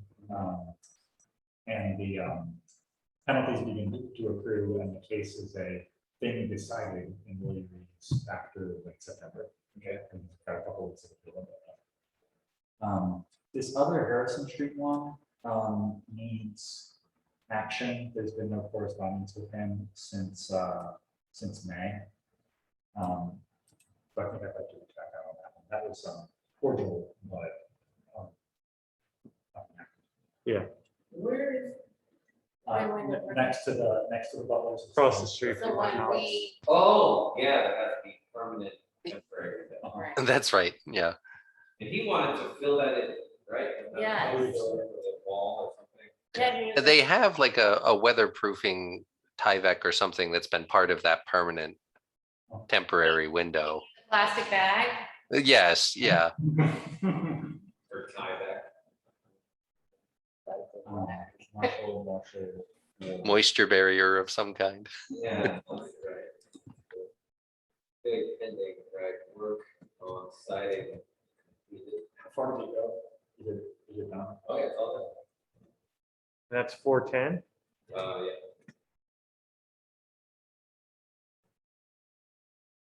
I mean, we could get into a situation where, look at the fence sitting up here from the Methodist church. We could tell them to rip all the siding off the house. Yes. And I hope you saved that old wood because we really like to put back. Yeah, that's bad. Well, I think the siding was over here. And they took their, they took the little shakes off, Oh, the, but there is other wood. yeah, the original back. It's really unfortunate. Well. Yeah, Valley, new owners on 476 and yeah, so this needs outreach. After CSX. On the CSX thing, that really needs to go, I think, for council based on your description of your site meeting with them. Yeah. To summarize, correct me if I'm wrong, right? The CSX real estate group come up from Jacksonville, switching their home offices. Looked at the site, and basically they're like, we don't want to touch it, but we'll let you fix it. Let And them fill tell them. them. Not own it, but we'll let the town pay to fix it.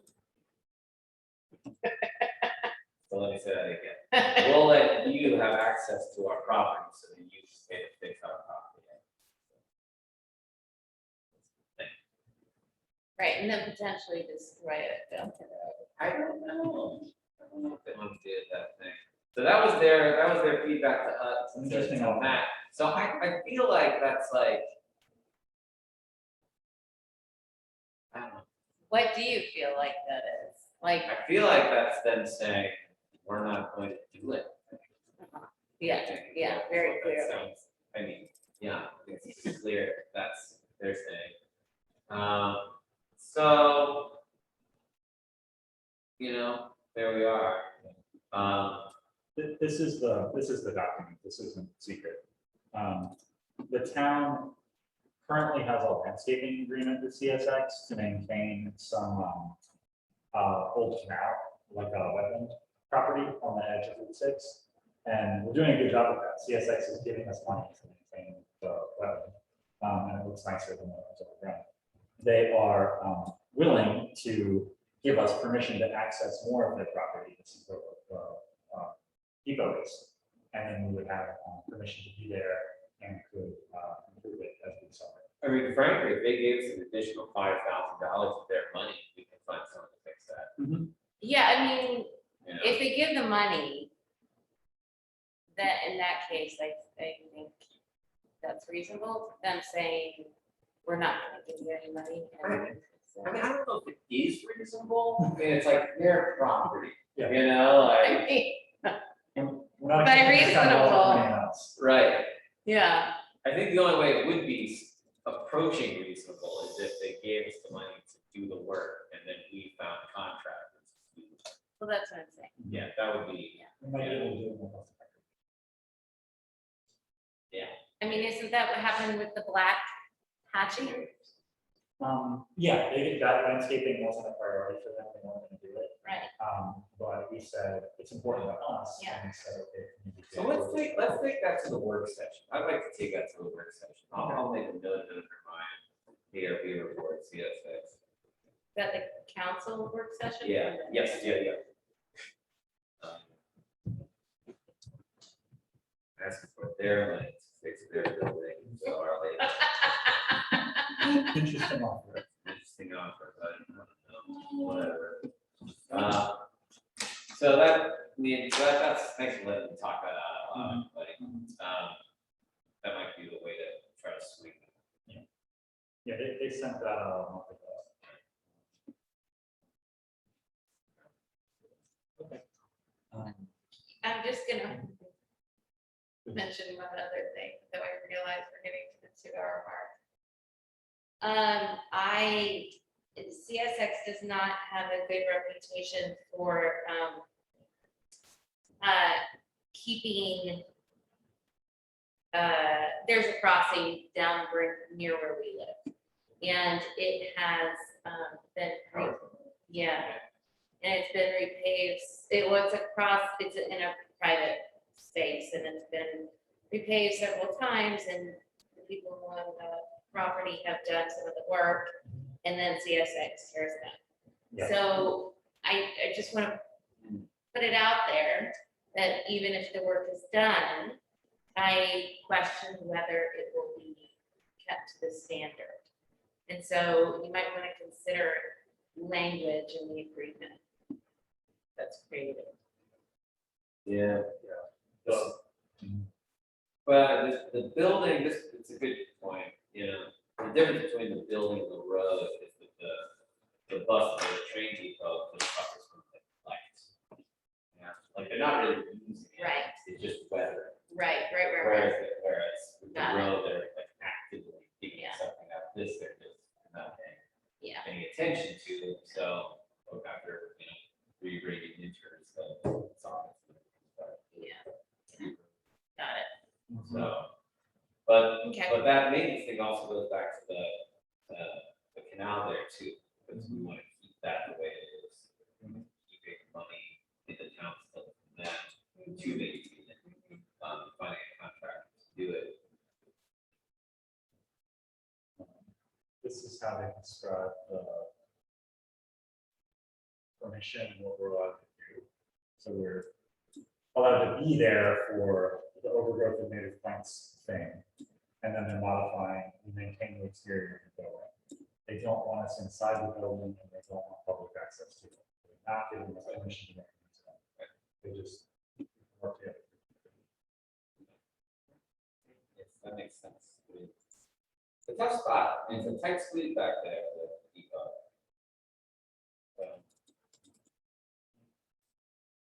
I mean, to have the depot that's looking nice would be good. But the structure itself is pretty solid. It's an interesting building.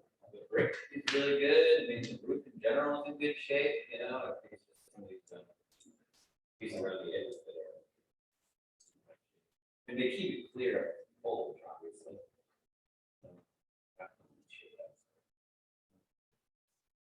The Stinson House is for sale again. I will do another round of real outreach to make sure that if it were to sell quickly, that the buyer and the continuing condition problems that they need to fix it. Congratulations. Yeah, okay. That makes sense. I appreciate that. Is it the same deal? I don't know. No. However, some. I've noticed it didn't pop on until about. Let's just put some. Okay. Okay, well, that removes the middleman of every maintenance and all.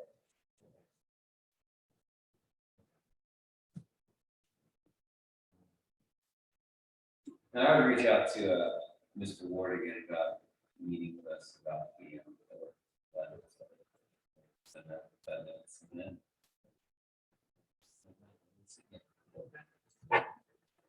Right, anything else for district?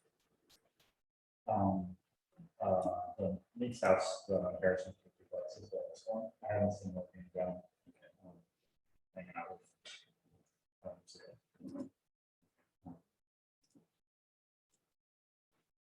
I think with some of these, you know, we don't get options, chosen our case. Yeah, that does. All right, thank you for that overview and update. Tavern paint. So we've done some touch-up paint to the exterior, painted black along the bottom of the building. Black highlights and trim, some painted white. Yeah, exterior. we had the two, so I did, it was the same day. Yeah. Two painting cases in the second case. And the same situation. Painting, reported it. Wasn't sure what to do. Yeah. It's competent painting, it should have had a CLA. I don't know. But by getting back up with them. I think If it needs to be permitted. Just do it by the book. Yeah, I checked right by the book. Check that this is. Yeah, come before the ARB. Let's look what the before and after is. And have, discussion around paint colors for the period of the building. And, okay, and even if it ended up not being controversial, it's important to follow that process. Yeah, like, again, you have a building that is part of a major, entrance corridor. And I think it's also important to like, especially if we're trying to become a certified local government, the history of these buildings is also important to us. So the COAs are also a history of what has happened to this. And I think that's the other important part of this, got really old stuff. We want to know what's the history of this building. Also, when we're interested in preservation, what's appropriate. I have reason that, some of these property files are pretty substantial, and it does describe 30, 40 years of work that's been done. Yeah. This is sort of. I think that's part of the job. I'd also be curious to know if in the painting, when they did the bottom, if they tried to patch up and seal some of the foundation. Because in some of in the last couple of years, inventories, there's been cracks in the exterior, they're flaking. It's not substantial enough to be a structural issue. But that would also be good to know if there was work done to improve the exterior.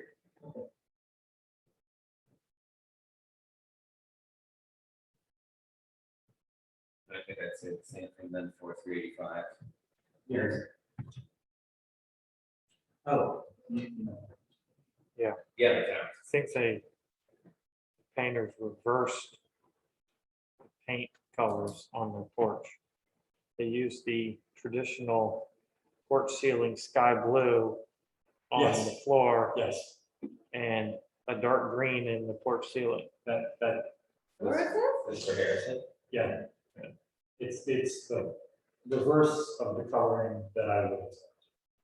Interesting. We need to see what. Not quite. So yeah, I would request that you would here, right here. And just see what it by the book. Thank you. By the Just book. like for your fence.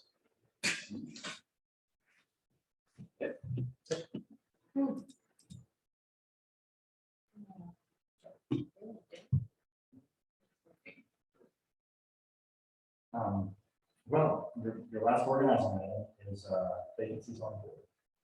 Do we have any applicants? Bob's position? We have Matt, he nominated Matt Uh-huh. in the email. Is that correct? Was that an official nomination? Yeah. Huh? Is it? I believe that would need a vote in the meeting. To Okay, nominate? You're so, under a quorum if you want to pass an official recommendation forward to town council, yeah. so Bob would need to officially nominate. No, just the board, here with a quorum. Can you bring up what are all the requirements of the board, again? Yeah, it's a majority of you all need to be residents of the town. We need to have one resident who is an architect or somebody with a focused background in architecture, landscape architecture, historic preservation, any of those types of things. I think sorry, go ahead. So today, is your term up too today? You're both here till the end of the month. So if we have another work So session this let's month, just talk about vacancies. correct, right. But I'm saying, Let's just say today's the end of the month. okay, Are you staying on? Yes. Okay. Would she have been nominated to be? yes, Aaron's term is up, so we would need to take a vote on nominating, and Aaron, you're welcome to vote on that yourself. So I'm just trying to talk logistics. Yeah. So Zach You're a member of the town. Barbara's a member of the town. No. No, Yes. she's not. She lives, oh, member of the town. Member of the town. resident of the Like a town. council. Aaron, you're not. Yes, resident of the town. And Barbara's a resident. Okay, I'm And not. you're a resident. well, but I'm You may be vacant. I'm not. Yeah, Tyler said last month that he was not interested in renewing. So that's why I just wanted to do this, to make sure that we're abiding by the, I see what you're saying, right? So if we nominate Aaron and Matt, do we go to 50-50 in town, out of town? Does that become a problem? right, It Well- limits us to finding an architect in town if that becomes our last one spot. Right, because sort of just push this on, Matt, did you get in touch with John Morgan Rhett? No. Okay, so I think we need to proceed with an architect. And if that architect, chances are they're gonna be out of town, right. so then what? So then you need, the next person that comes on the board has to be a town resident. Majority of members are residents of There's 5 members. the town. Right The now, other there's- resident, yeah. I mean, I suggest that we proceed with the people we want to be on the ARP. I agree with Zach there. I know we want an architect or what have you, there is no guarantee we're gonna get one. don't we have to have one? We're not currently a CLG, so we don't have to have one to maintain But it. if Aaron stays, we still fulfill She fulfills- as its current structure, Exactly. which is good. Correct, right. And if we were to be appointed in the near future as a CLG, we would come in under a provisionary status where they would give us time for all of the current terms to run their course and then meet the requirements that they set.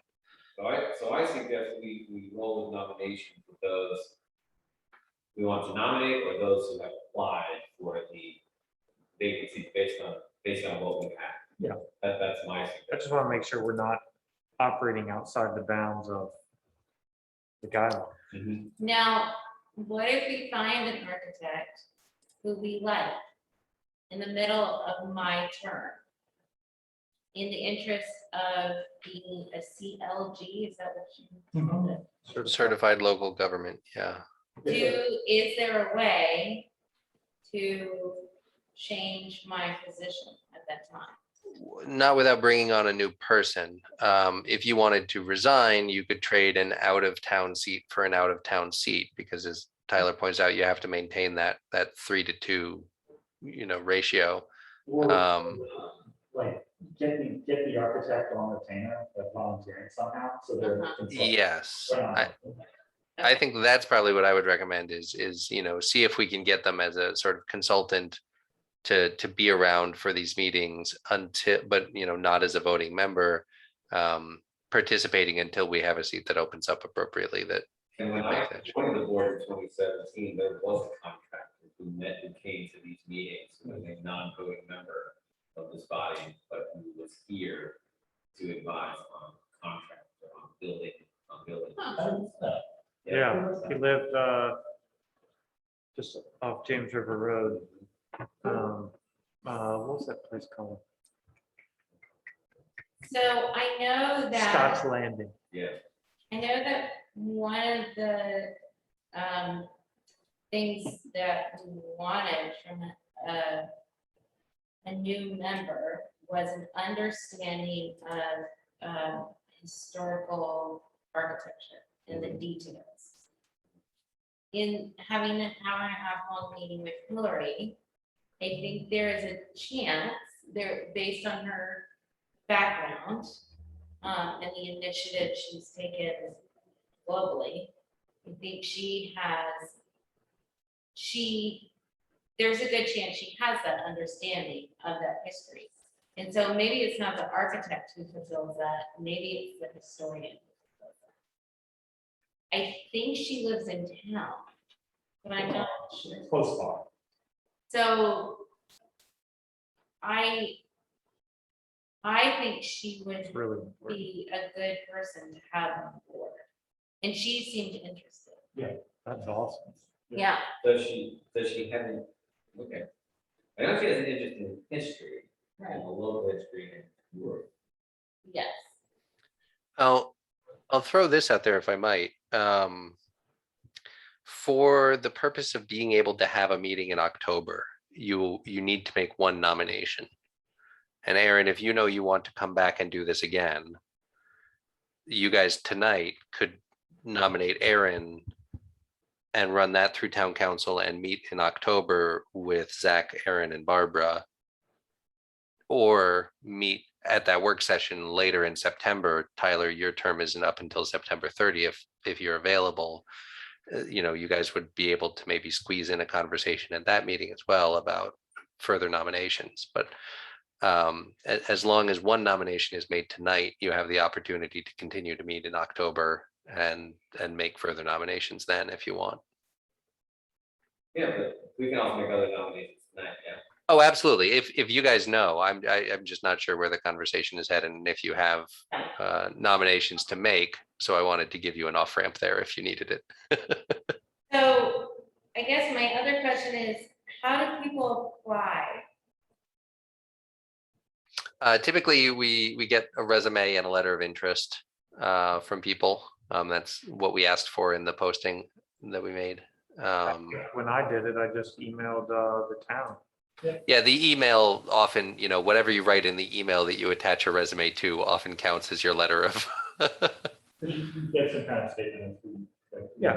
And what my general interest was, and then I came and sat in front of town council. Yeah. So I think it would be, I don't think I was ever nominated by the ARB. Maybe I was, and I didn't know it. Yeah. Yeah, it would make sense either way. I mean, ultimately, the appointment is done at the council level. In the time I've been here, the chartered committees have made the, nomination themselves to at least give some direction to council about who they feel would be a good fit. We don't have any applicants.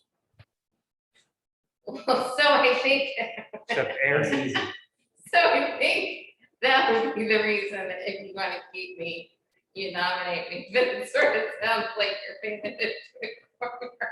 I mean, if it's not a complete faux pas, I mean, I could pull a Bob and just like resign Wait, why? 3 months from now. Oh. Well, no. So if you, Yeah. here's what I suggest. If you all want to keep me, you nominate me tonight. We're good to go for next month. Bob nominated, Well, he doesn't have. Recommend. he recommended Matt. Hello. If you're interested, Need to you apply. should apply. I suggest we contact Hillary. And get her interest and tell her she needs to apply if she's interested. Well, point of order on that. I don't know if I feel comfortable like individuals in town, people who are apply. That's something that feels like favoritism. Even if they're nominated? If she were nominated, Oh. she could then say, I do or do not want to do this, correct? Oh, sure. Okay, so what I think the Got it. appropriate way to do it would be, you would nominate her tonight, and then Matt contact her and say, hello, you've been nominated by the DRB to be, what a treat, And then she could then decide if this is something I'm interested in or not. Right, That feels like better process. okay. So So I and then think- you also were potentially talking about nominating an architect. Well, I don't know him personally. Okay. Matt had suggested it. Okay. Okay, and I can't say whether or Yeah. not.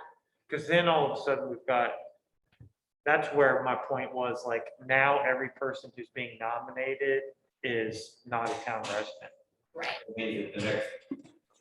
Well, and typically, in the past, we haven't sent more nominations than you want appointments and left it to council to sort that out.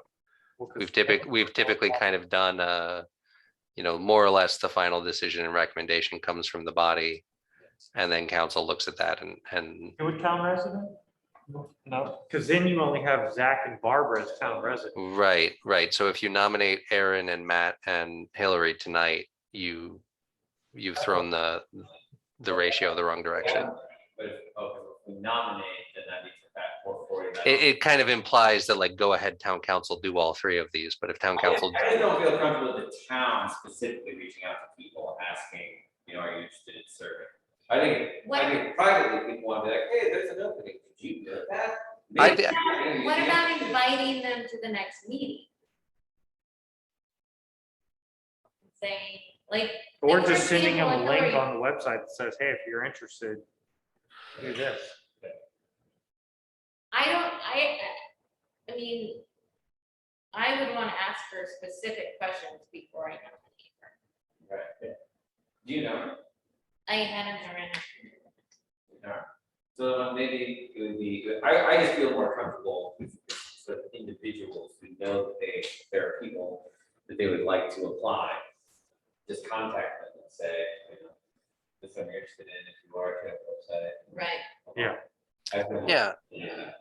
And that's usually all we do. That's kind of how it happens is folks who have had either some interaction with, the procedure or shown some interest in it in the past that Matt and I will reach out to and just say, if this was something that interested you, there's an opportunity, there's a vacancy. Here's how you go about. Can you advertise it on your sandwich board? Oh, that's an interesting question. Like, can you put town resident Needed, wanted. for ARB? Like, that's how I found out about it. I forget I guess I was looking on the website at some point as a new resident. On the other hand, maybe it's not important for the town to reach out to people. I don't know. It just doesn't feel. I do that for other things. If I beat the bushes for, we have a planning commission, we have a vacancy. That's interesting. Go ahead, Jenny, I just want to make sure we don't appear like we're trying to tap certain people. No, I think that's a fair thing to be really sort of wary of, making sure that we're trying to be as broad and accessible about what's available as possible. Well, I what agree with about- that colorful role. That's absolutely inappropriate. Yeah. What about like framing email like, hey, we've heard you're interested, here's the link to apply. If you know of anybody else who's interested. Yeah. Send it to them. So it's not, it doesn't feel If you were a neighbor. illusionary. Right. Yeah. All right. In that case, if that's okay, can you send the link to Matt, assuming he's still interested, to Hillary, and to John, Morgan, Brett? And we'll share it with everybody on the board and please, I know Barbara had mentioned maybe knowing some people, if anybody else, crosses your path. In need of town residents. We do. Right. We just need 3 people who are all out of town. That won't work. Well, we don't know if. Oh, right. Yeah. I like the same. That's good. Eric, that's good. I like it. The other thing we always do is look at who just moved to town and go and harass them. Come to town, want to serve. Yeah, exactly. I think one of our librarians just bought a house on Harrison Street. We can go see if they want to get involved. Talk about it. Yeah, this is low level. Attacking all figures. I guess we don't need to worry about that too much. All right, well then I nominate, I'm going to nominate Aaron and Ruth for the position on the ARB. Second that. All in favor? Aye. Aye. Okay, Thanks, guys. you're welcome. Aaron and Ruth, she's going before council for consideration. Yeah, we'll try to get the email out. I'll work on the data analysis thing for you guys. And if we get any responses by, in the next couple of weeks, we can maybe revisit nominations at that work session at the end of September and see if we're in a place to make any more then. Yeah. That should be good. I should not go to this meeting without my feet, but like 90% confident. You don't put your calendar in your phone? Teachers with physical planners, Jen just got one, she's very excited. Yeah, I've been rocking the moleskin for a decade.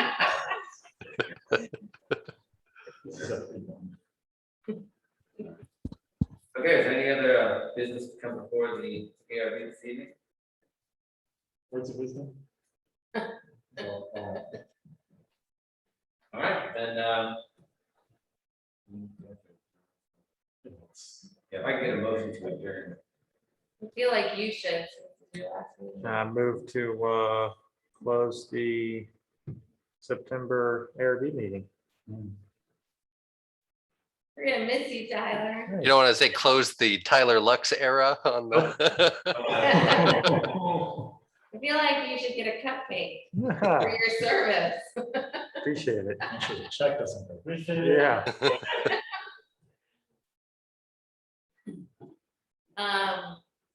What? No, you need a secondary. Oh, I expected that. All in favor? Aye. But we did not. We didn't do what we wanted. Adjourn before 2 hours. No, we almost got it there. Almost. Better than 2.5. Almost got it there, not bad, 2 hours ain't bad. Oh. We only meet once a month anyway. Thank you so much, Tyler. Really appreciate all of your work and all of your patience and thoughtfulness. Seriously, what are we gonna do? You're gonna have to I mean. text us.